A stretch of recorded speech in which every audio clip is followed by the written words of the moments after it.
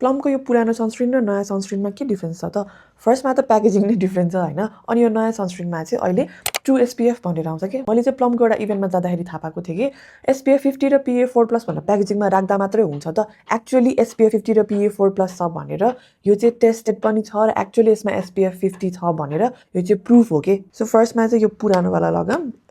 यो वाला त अभियसली एकदमै हाइड्रेटिङ छ हैन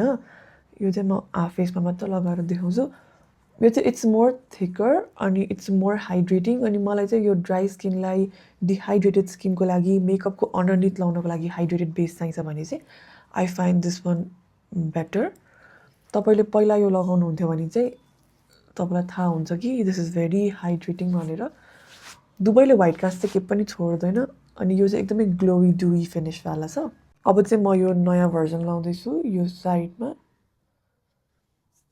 यो वाला चाहिँ इट्स कस्तो वाटर लाइक एकदमै लाइट वेट कन्सिस्टेन्सीको बनाउनु भएको छ यो नयाँ वाला चाहिँ यसले पनि एक थोपो व्हाइट कास्ट केही छोड्दैन एन्ड इट्स अल्सो हाइड्रेटिङ तर यो जतिको बाक्लो चाहिँ छैन यो अलिकति मोर लाइट वेट छ यो अलिकति मोर बाक्लो थियो एन्ड बोथ आर अमेजिङ अनि अहिले चाहिँ यो वाला मोर ओइली स्किन फ्रेन्डली भएर पनि आएको छ कि सो पहिलाको चाहिँ अलिकति मोर बाक्लो र अल स्किन टाइप फ्रेन्डली भए पनि मोर ड्राई स्किन फ्रेन्डली थियो तर यो वाला चाहिँ अहिले ओइली स्किनलाई पनि पर्फेक्ट हुने गरी धेरै ओइली नहुने खालको भएर आएको छ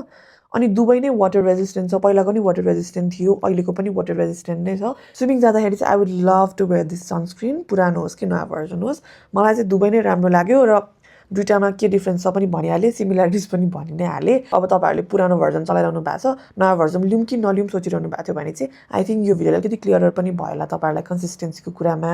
अनि कुन स्किन टाइपलाई फ्रेन्डली छ भनेर सबै स्किन टाइपलाई फ्रेन्डली नै छ यो पनि होइन तर ओइलीलाई पनि फ्रेन्डली भएर आयो मात्रै हो क्या मेरो पोइन्ट चाहिँ सो तपाईँहरूले चाहिँ पुरानो र नयाँ भर्जन चलाउँदाखेरि के डिफ्रेन्स पाउनुभयो चाहिँ do let me know in the comments पनि